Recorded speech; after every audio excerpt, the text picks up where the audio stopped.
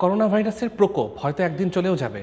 হয়তো আমাদের হায়াত থাকলে আমরা দেখতে পারবো সুস্থ সুন্দর দিন। পুরোপুরি হয়তো আগের অবস্থায় ফিরতে পারবো না, কিন্তু তারপরও ভালো দিন হয়তো আসবে। খারাপ জিনিসটা হয়তো চলে যাবে একটা সময়, লাইফ থ্রেটেনিং জিনিসটা। কিন্তু একটা ভাইরাস বা একটা বিপদ কিন্তু কখনোই যাবে না। সেটা কি জানেন? সেটা হচ্ছে মানুষের মধ্যে খারাপ প্রবৃত্তি, মানুষের মধ্যে পশু প্রবৃত্তি। এই প্রবৃত্তি, এই যে ইনস্টিংক্ট বা এই যে খারাপ কিছু করার ইচ্ছা, আগে আমরা দেখতাম না যে শত্রুপক্ষ আলাদা থাকতো, জমি জমা নিয়ে বিরোধ, দীর্ঘদিন ধরে বিরোধ, তারা কোনো ক্রাইম ঘটিয়ে ফেলতো। এখনকার দিনে কি হচ্ছে? এখন কিন্তু আর শত্রু বাইরের কেউ না, ঘরের মানুষের শত্রু। এবং ঘর থেকে শুরু করে ঘরের আশেপাশের মানুষ, কাছের মানুষ, তারাই কিন্তু আপনার শত্রু হয়ে যাচ্ছে। তো এই যে পশু প্রবৃত্তি বা এই যে মানুষের মধ্যে খারাপ জিনিসটা, এইখান থেকে নিজেকে রোধ করা যায় কিভাবে? এখান থেকে আমাদেরকে সেভ করা যায় কিভাবে? একটা জিনিস খুবই খেয়াল রাখা জরুরি যে আপনার সন্তান ছেলে হোক বা মেয়ে হোক, যতদিন পর্যন্ত সে ম্যাচিউর না হচ্ছে, বাবা মা হিসেবে আপনার কিন্তু দায়িত্ব অনেক বেশি।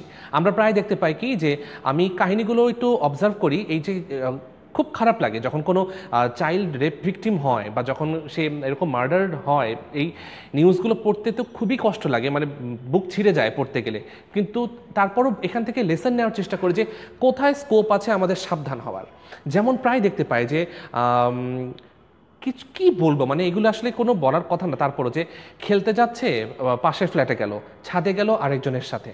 তারপরে কি মা থাকে ঘরে আছে এবং বাবা দোকানে কাজ করছে, তো বাবাকে লাঞ্চ দিতে গেল। এই সময়ের মধ্যেই যে ক্রিমিনাল, সে কিন্তু তার চোখ দিয়ে সবসময় অবজার্ভ করছে। সে সারাক্ষণ কিন্তু পর্ন দেখে তার মাথার মধ্যে ওরকম কিন্তু সেক্স করার ডিজায়ার তার মধ্যে 100%। তো সে শুধু একটা সফট টার্গেট খুঁজছে, ভিকটিম খুঁজছে। তো ওর জন্য কিন্তু ওই যে কয়েক সেকেন্ডের মধ্যে আপনার ঘরের সন্তানটা, সে ছেলে হোক বা মেয়ে হোক, যত ছোটই হোক না কেন, সে যে ঘর থেকে টিফিন ক্যারিয়ার নিয়ে রাস্তার ওই পাশে তার বাবাকে দিতে গেল, এইটুকুর মধ্যে কিন্তু কাহিনী ঘটে যেতে পারে। ছাদে খেলতে যাচ্ছে, পাশের বাড়িতে খেলতে যাচ্ছে, পাশের বাড়িতে খেলতে কেন পাঠাবেন? এই জায়গায় আপনারা সাবধান থাকবেন। রাস্তার ওপাশে আপনার পরিবারের কেউ থাকুক, তাকে লাঞ্চ পাঠাতে হবে, তাকে বলুন নিয়ে যেতে। দোকান গোল্লায় যাক, কেউ থাকুক না থাকুক, কিন্তু বাচ্চাকে দিয়ে পাঠাবেন না। আপনার বাচ্চাকে পাশের বাড়ি কারোর সাথে খেলতে পাঠাবেন না, ছাদে অন্য মানুষের সাথে খেলতে পাঠাবেন না। আপনি জানেন ওই পাশের বাসায় কে আছে, কারা আছে, তারা কেমন, তাদের ডিজায়ার কেমন, সেখানে কোন ছেলে আছে, কে নেশাগ্রস্ত আছে, কে কাকে কিভাবে দেখছে। ওই আরেকজনের সন্তান মানে হচ্ছে সফট টার্গেট। কোলে নেওয়ার ইচ্ছাতে বা তাকে কাছে যাওয়ার ইচ্ছাতে তার বডি পার্টস যে সে খারাপভাবে নাড়ছে না, তার কি মানে? তার সেন্সিটিভ পোর্শনগুলোতে যে সে টিজ করছে না, এর তো কোনো মানে নাই। খেয়াল রাখবেন, বেশিরভাগ ক্ষেত্রে অপরাধগুলো হয় কিন্তু কাছের মানুষের দ্বারা, যারা আমাদের সামনে খুব সুন্দর একটা চেহারা নিয়ে থাকে কিন্তু ভেতরে ভেতরে তারা অমানুষ থাকে। দূরের মানুষ তো আপনাকে চেনেই না, দূরের মানুষ তো জানবেই না যে আপনার ঘরে বাচ্চা আছে কিনা, সেটাকে রেপ করা যায় কিনা, সেটাকে ধরা যায় কিনা, নাড়া যায় কিনা। এই জিনিসগুলো তো বাইরের মানুষ জানে না, জানে কারা? যারা আপনাকে চেনে, জানে তারা। সো ভরসা কাউকেই নাই, সত্যি কথা বলতে, নো বডি টু ট্রাস্ট।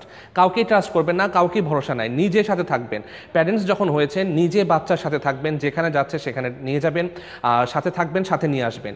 বাচ্চা বড় না হওয়া পর্যন্ত এই যুদ্ধ আপনাকে করতেই হবে। এটা আসলে শুনতে খারাপ লাগে, যে আমার নিজেরই সাফোকেটেড লাগে যে একটা বাবা মা কতক্ষণ এরকম করে তার বাচ্চাকে গাইড করে চলবে, প্রোটেক্ট করে চলবে। এভাবেই করতে হবে, এছাড়া কোনো উপায় নাই। খেলতে পাশের বাড়ি পাঠালেন, পাশের বাড়িতে কেউ নেশাগ্রস্ত আছে, কারো ইচ্ছা হলো বাচ্চাটাকে কোনো কিছু করে ফেললো, বাচ্চা চিনে ফেললো, তখন তো ওই বাচ্চাটাকে শ্বাসরোধ করে মেরে ফেললো। তারপরে লাশ এখানে গুম করে দিবে, ওখানে গুম করে দিবে, টাঙ্কির মধ্যে ফেলে দিবে, টুকরা টুকরা করে বিভিন্ন জায়গায় ফেলে দিবে। ক্ষতিগ্রস্ত কে হচ্ছেন? আপনি হচ্ছেন। তখন কি মনে হবে আপনার? কেন আমি আমার বাচ্চাকে খেলতে পাঠালাম ওই জায়গাতে? তো এই জন্য আগে থেকে সাবধান হন। খুব কমন এই দুটো ঘটনা, ছাদে খেলতে যাওয়া, পাশের বাড়িতে যাওয়া, রাস্তার ওই পাশে যাওয়া, খাবার দিতে পাঠানো, দোকানে কিছু কিনতে পাঠানো, একে খবর দিতে পাঠানো। এই সব কাজ করতে যেই কিন্তু বাচ্চারা যখন একা একা রাস্তা চলাফেরা করে, ওই খারাপ ওই অমানুষগুলো কিন্তু তখনই টার্গেট করে ওই বাচ্চাগুলোর প্রতি। সো আপনি সাবধানে থাকবেন, যতদিন পারেন সাবধানেই থাকতে হবে। নিজে হাতে সবসময় বাচ্চাকে ক্যারি ফরওয়ার্ড করবেন, ছেলে বাচ্চা মেয়ে বাচ্চা এটার মধ্যে কোনো পার্থক্য নাই। ধর্ষক যে থাকে তার কিন্তু ওই মেন্টালিটি থাকে না যে কোনটা ছেলে বা কোনটা মেয়ে বা কোনটা বাচ্চা বা কোনটা বড় বা কোনটা অ্যাডাল্ট, সে কিন্তু অমানুষ থাকে। সো এই ব্যাপারগুলোতে আমাদেরই খেয়াল রাখা জরুরি, সারা জীবন এটাই খেয়াল রাখতে হবে। যেটা বলছিলাম যে করোনা ভাইরাস হয়তো এক সময় কিওরড হয়ে যাবে, ভ্যাকসিন বলি বা যেভাবে বলি না কেন, রোগ প্রতিরোধ ক্ষমতা বলি, কিন্তু মানুষের মধ্যে যে খারাপ দিকটা আছে, পশুর মতন আক্রমণ করার যে আমাদের দিক বিদিক জ্ঞান হারানো, কারণ ড্রাগস অনেক অ্যাভেলেবল হয়ে গেছে, পর্ন অনেক অ্যাভেলেবল হয়ে গেছে, মোবাইল গেমস সারাক্ষণ খেলতে থাকি আমরা। তো মোবাইল গেমসে যখন আমরা কিলিং গেম খেলি, ওই কিলিং করতে করতে একটা কিলিং টেন্ডেন্সি আমাদের মধ্যে চালু হয় যে বাস্তবে যদি করি তখন কেমন লাগবে।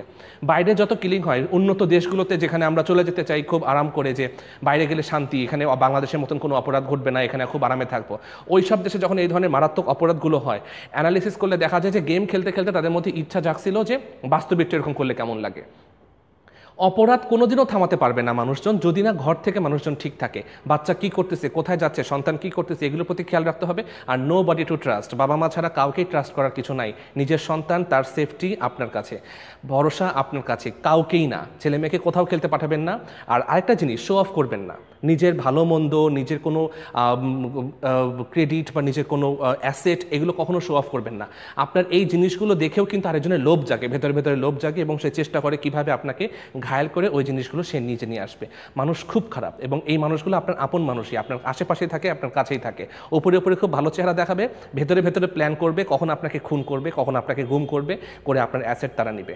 হ্যাঁ, তারা ধরা খায়, একটা সময় ধরা খাচ্ছে, জেলে যাচ্ছে, তাতে কি, তার লাইফ গেল, কিন্তু আপনার লাইফও তো গেল। সো নিজের সাবধানতা নিজের কাছে সবসময় খেয়াল রাখবেন।